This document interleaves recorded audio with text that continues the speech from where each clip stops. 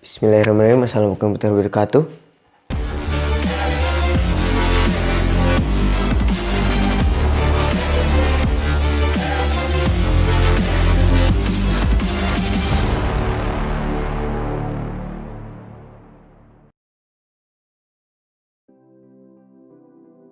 Oke, balik lagi. Kita hari ini bahas tentang lanjutan video sertifikasi dosen yang pertama, part 1. Jadi yang part 2 ini saya akan menjelaskan lanjutan dari yang kemarin. Kalau kemarin kan kita bahas tentang bagaimana agar teman-teman dosen segera diajukan sebagai calon dosen yang disertifikasi oleh perguruan tinggi masing-masing. Jadi kemarin sudah dijelaskan bagaimana cara mengupload data-data pengabdian, pendidikan, penelitian, dan penunjang, serta SK-SK, surat keputusan pengangkatan pegawai sebagai dosen di perguruan tinggi negeri, swasta, di yayasan, ke akun Sister. Ya, semua itu harus di-upload dulu ya di akun Sister. Nah, setelah di-upload, teman-teman nanti akan diajukan oleh perguruan tinggi sebagai dosen yang disertifikasi, dan nanti statusnya di situ berubah menjadi eligible. Lanjut, kita akan bahas tahap-tahap selanjutnya mengenai sertifikasi dosen. Mudah-mudahan video ini bermanfaat sehingga teman-teman bisa segera diajukan dan pada akhirnya lolos di sertifikasi dosen. Oke, kita balik lagi. Jadi saya sekarang menjelaskan dulu sedikit ya. Ini peraturan terkait Serdos, gak usah dibahas lah ya. Saya juga kurang ngerti nih. Ini dasar dari peraturan tentang pelaksanaan sertifikasi dosen. Nah, ini persyaratan untuk sertifikasi dosen. Ini dari Permen Ristek Dikti nomor 51 tahun 2017. Yang pertama terdapat di PD Dikti seperti yang video sudah saya jelaskan di video sebelumnya. Teman-teman harus muncul dulu di PD Dikti. Ketika mengajukan NIDN biasanya dia sudah muncul juga di PD Dikti. Kedua, memiliki kualifikasi akademik paling rendah magister atau setara S2. Memiliki jabatan akademik paling rendah asisten ahli. Memiliki NIDN bagi dosen tetap atau NIDK bagi dokter pendidik klinis. 5. Memiliki masa kerja sekurang-kurangnya 2 tahun. Jadi misal pertama mengajar atau SK keluar itu dibarengi dengan mengajar. Jadi 2 tahun itu 2 tahun mengajar ya. Kalau misalnya 2 tahun SK-nya 2 tahun tapi mengajarnya baru 1 tahun atau 2 semester, itu juga belum bisa diajukan sebagai dosen yang disertifikasi. Memiliki pangkat golongan ruang atau surat keterangan in passing. Golongan, pangkat, itu kan biasanya kalau di swasta in passing ya, penyetaraan. Golongan 3B minimal tuh kalau nggak salah. Nah, ini perjalanan data Serdos. Teman-teman ketika updating data di Sister, teman-teman masih berada pada data D1. Updating master data dosen di perguruan tinggi. Nah, setelah semua berkas diupload ke Sister, nanti akan maju ke tahap D2. Jadi nominasi calon dosen yang disertifikasi. Jadi dari perguruan tinggi teman-teman masing-masing nanti ada berapa nih kandidat untuk diajukan sebagai calon dosen yang disertifikasi. Nah, masuk lagi ke tahap D3, penentuan apakah teman-teman eligible atau tidak, atau berhak atau tidak untuk diajukan sebagai calon dosen yang disertifikasi. Setelah masuk eligible, maka akan lanjut ke teman-teman akan berstatus calon dosen yang disertifikasi pada tahap D4. Di situ ada validasi biodata induk seperti nilai kepangkatan, nilai jabatan fungsional. Terus teman-teman dari sekarang nih harusnya sudah siap-siap mengikuti tes potensi akademik dan TOEIC kalau bahasa Inggris. Sebenarnya bukan hanya TOEIC, jadi bisa TOEFL, ITC, CBT, dan satu lagi IBT, Internet Based Test, Computer Based Test, sama yang langsung satu lagi ya, sama tes potensi akademik, TKDA, tes kemampuan potensi akademik. Biasanya ketika menjelang Serdos, PLTI itu sudah membuka secara online untuk teman-teman mengikuti tes potensi akademik sama TOEIC. Tapi tidak hanya PLTI, jadi banyak lembaga-lembaga yang bukan banyak, seperti Bappenas untuk TKDA. Kalau TOEFL, ICT, TOEFL, pokoknya TOEFL itu bisa. TOEIC UPI, PTESOL UPI, di Universitas Pendidikan Indonesia itu bisa juga dipakai di tes nilai bahasa Inggrisnya. Yang ketiga, penilaian persepsional. Nilai persepsional ini gabungan dari beberapa nilai persepsi tentang diri kita, dari satu, atasan langsung, kalau misalnya kita sebagai dosen ya kaprodi. Dua, dari tiga, rekan sejawat. Jadi satu atasan, tiga dosen teman rekan sejawat. Yang kelima dari kita sendiri, dan 5 lagi mahasiswa. Jadi nanti 10 akun ini akan menilai bagaimana kepribadian teman-teman, kemampuan pedagogi, kemampuan profesional, nanti akan ada dinilai di situ. Yang keempat nanti digabung antara NKP, NAP, NBI, NPA, dan NPS. Semua akan dirata-ratakan dan tidak boleh kurang dari 4,0. Nah, kalau semua nilainya lurus, maka teman-teman lanjut sebagai dosen yang disertifikasi. Lanjut ke data D5, nanti ada penyusunan deskripsi diri dan penilaian PTPS, perguruan tinggi pelaksana sertifikasi dosen. Nanti ada 2 asesor yang ditunjuk oleh PTPS untuk menilai segala macam hal yang kita lakukan, pendidikan, pengabdian, penelitian, penunjang. Semua data yang kita upload di Sister tadi nanti akan dinilai oleh dosen yang ditunjuk sebagai asesor di perguruan tinggi penyelenggara Serdos. Ini 5 tahap teman-teman untuk bisa lulus Serdos D1 sampai D5. Komponen penilaian sertifikasi dosen. Sumber penilai, instrumen persepsional dari 4 kelompok penilai. 4, kita sendiri, atasan, kaprodi, teman sejawat, dan mahasiswa. 4 kelompok penilai. Instrumen deskripsi diri, lulus atau tidak. Nilai konsistensi nanti saya jelaskan dia selanjutnya. Nilai gabungan nanti juga saya jelaskan. Dan kesimpulan nilai akhir. Jadi ini harus komponen penilaiannya ya, 4 ini. Kalau semuanya lulus, teman-teman bisa lulus sertifikasi dosen. Nah, ini instrumen persepsional yang tadi saya jelaskan, diterbitkan 10 akun untuk dosen yang disertifikasi. 1, kita sendiri menilai diri kita. Yang 1, atasan. 3 lagi teman sejawat, dosen dalam hal ini.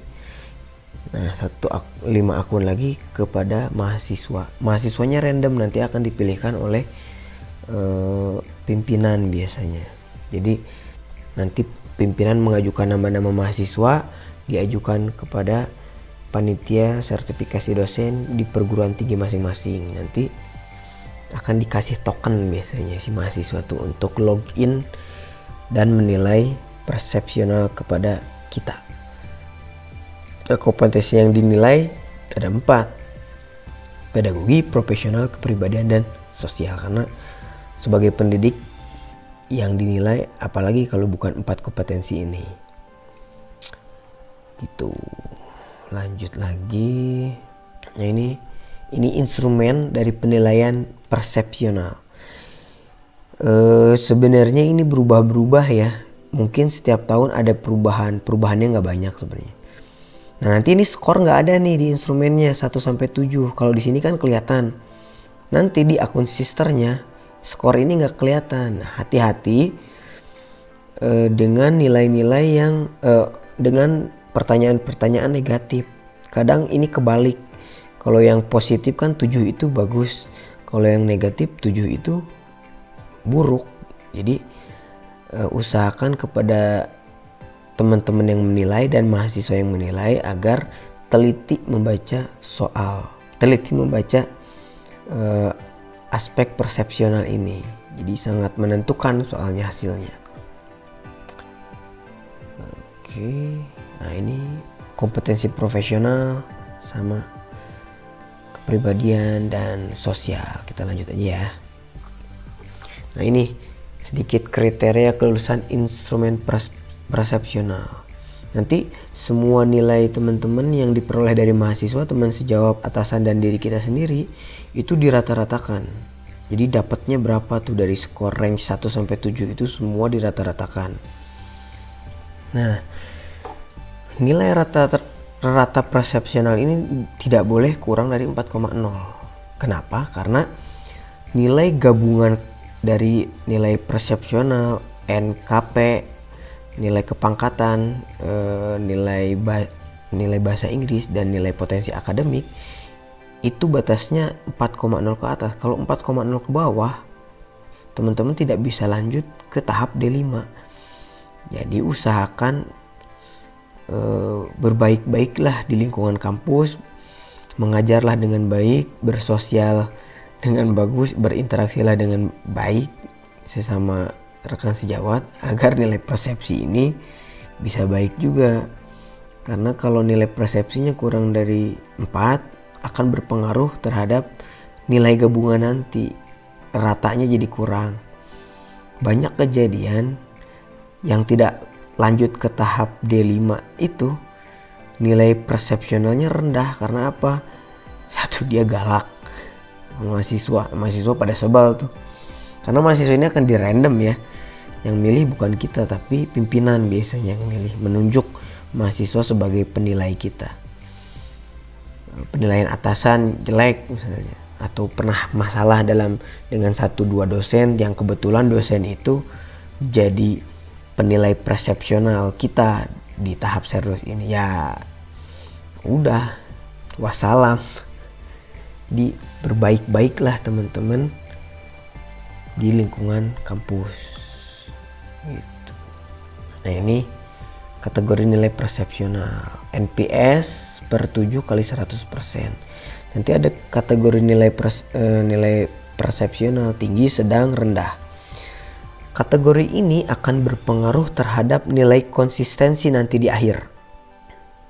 Ya, nanti saya jelaskan yang pada akhirnya nilai kategori ini akan berpengaruh besar terhadap nilai konsistensi. Jadi nanti ada beberapa nilai yang akan menjadi patokan lulus atau tidaknya seorang dosen saat disertifikasi. Nah, setiap ada kategori ini akan berpengaruh.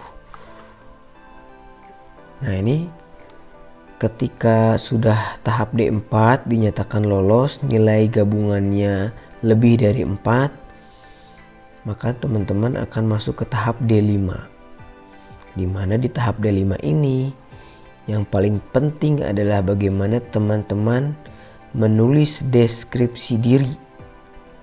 Deskripsi diri itu apa ya? Menceritakan tentang usaha kreatif. Ada 5 item unsur penilaian dengan bobot yang berbeda-beda. Yang paling besar kalau teman-teman lihat di sini ada publikasi karya ilmiah.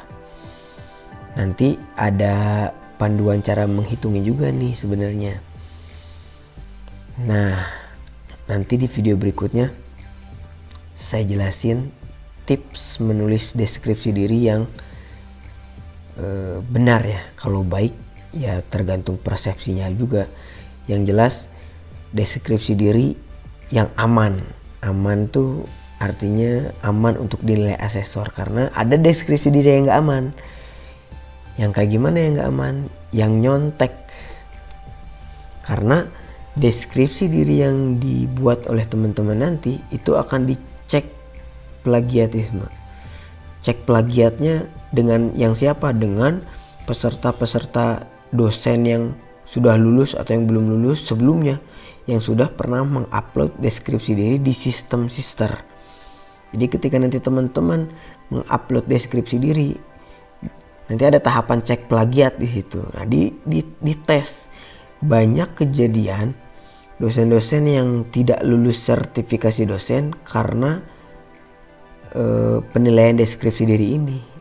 Yang mereka lihat yang temen, nyontoh yang temen, atau yang pernah dulu, atau bahayanya lihat di internet, baca, diksinya diikutin, hanya mengganti kegiatan-kegiatannya saja. Nah, itu yang bahaya, itu yang akan kena tes plagiat nanti.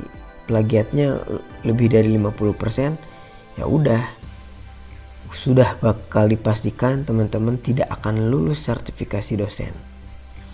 Dan bisa mengikuti sertifikasi kapan lagi? Tahun depan. Nggak bisa tahap selanjutnya. Jadi tahun depan. Nanti dalam masuk kategori dosen yang dibina. Dibina agar nulis deskripsinya nggak nyontoh dari yang lain. Nah ini. Nanti asesor akan memberi vonis K. K itu yang kosong. Dari item itu misalnya, saya nggak akan ngisi satu item. Kosong. Nah itu menyebabkan juga teman-teman nanti nggak lulus serdos. Jadi sebisa mungkin teman-teman harus mengisi semua deskripsi diri. Nulis aja apa yang teman-teman sudah lakukan, kerjakan tentang diri sendiri, bagaimana cara menghadapi lingkungan sekitar. Ya nanti di video selanjutnya saya jelaskan. Ini kemiripan-kemiripan ketentuannya, kemiripan 90% paling sedikit untuk satu butir, atau ini udah aja kalau ada kemiripan kayak gini di atas 50%, dipastikan teman-teman tidak akan lulus sertifikasi dosen. Itu sudah dipastikan dan itu sudah banyak yang coba. Jadi jangan main-main ya dengan hal ini, karena semua sudah dikerjakan oleh sistem. Jadi yang cek plagiat tuh udah sistem. Jadi sangat bahaya. Bahkan ada yang kejadian tahun ini gak lolos serdos, tapi dia sudah mengupload deskripsi diri. Dia gak lolos karena nilai konsistensinya rendah, tidak lulus. Tahun depannya dia mengikuti lagi serdos dan memasukkan deskripsi diri yang sama, bahkan itu yang punya dia masalahnya. Tapi tetap dosen tersebut gak lulus karena apa? Auto plagiat dia. Dia mirip dengan deskripsi yang dia buat sendiri padahal. Nah, sebisa mungkin makanya satu kali ikut, mudah-mudahan teman-teman langsung lolos deh. Saya doakan. Nah, ini cara perhitungan ini udah dimasuk sistem semua. Di sister dia nanti otomatis menghitung nilainya. Nah, tadi ada nilai kategori di nilai persepsi.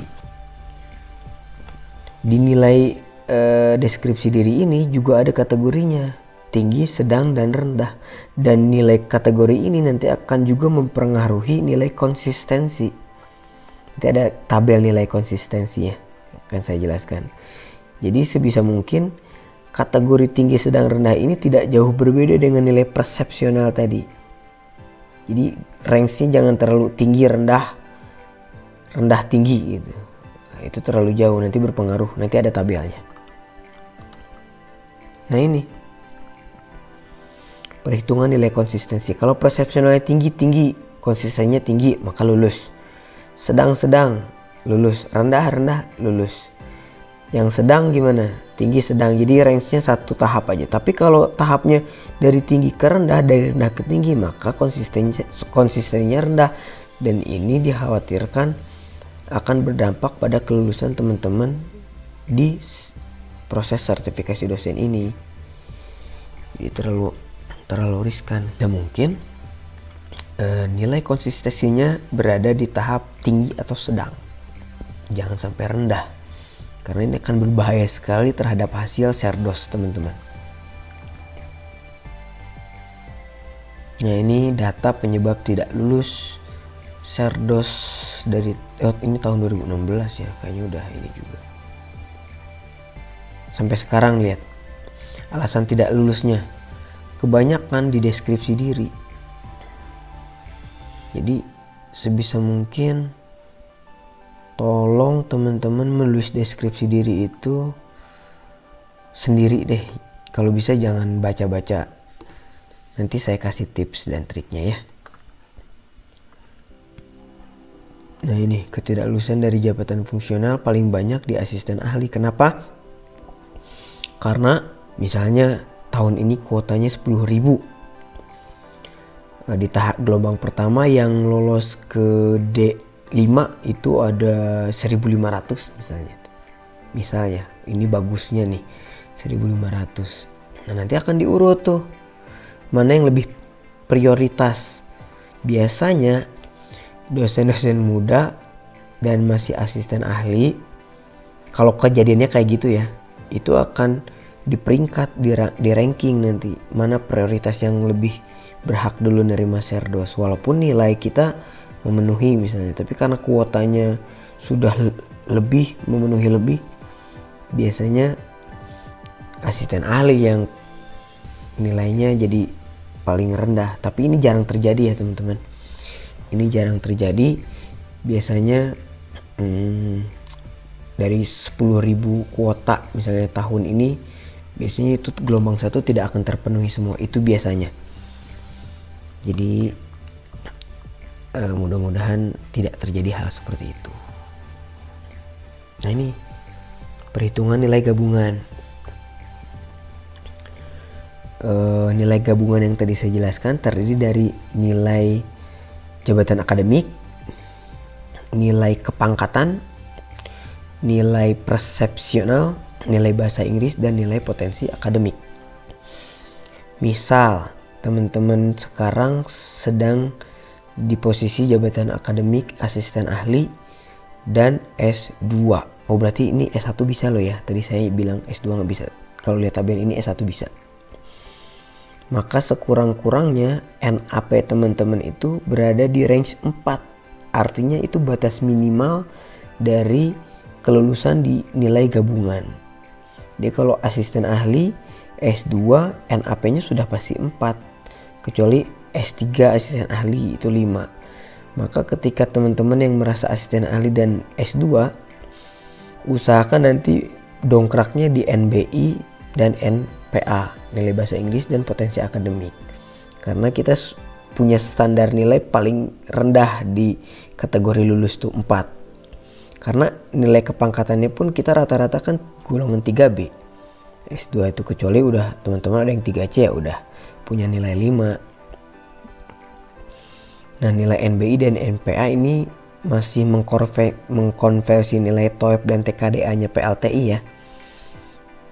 Sebenarnya nanti ada konversi lagi di TOEFL atau TKDA yang Bappenas misalnya. Dia konversinya akan beda-beda.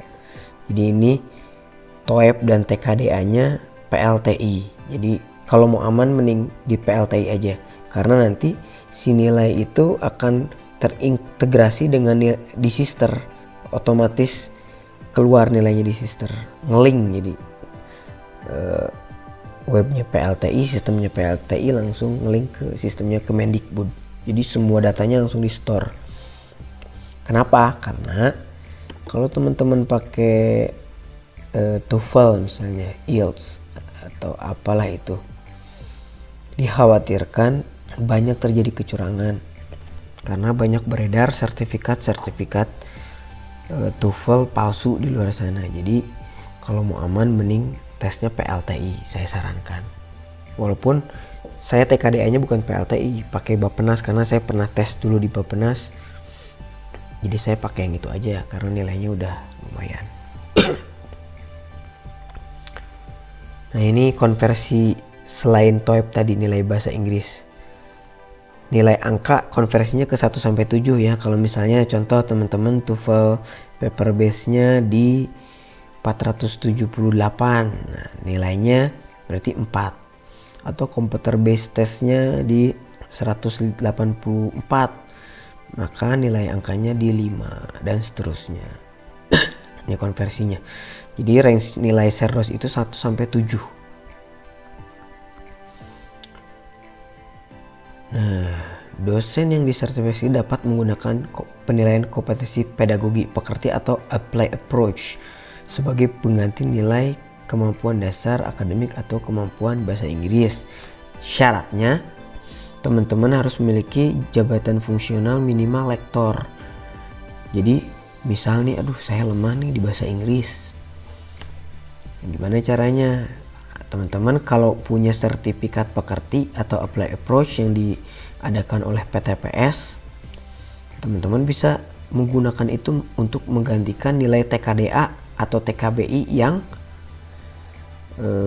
kecil gitu. Misalnya hasilnya udah berapa kali tes nih kecil terus, maka bisa dikonversikan asal jabatan fungsionalnya lektor.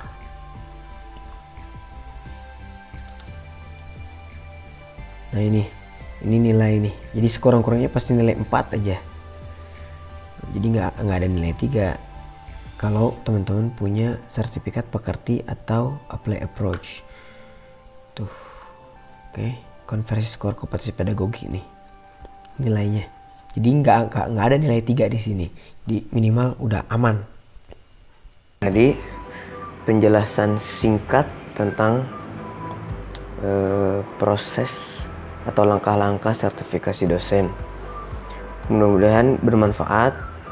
Mudah-mudahan teman-teman dosen semua bisa segera diajukan sebagai peserta sertifikasi dosen di tahun ini di gelombang 2. Kalaupun tidak tahun ini, semoga tahun depan segera.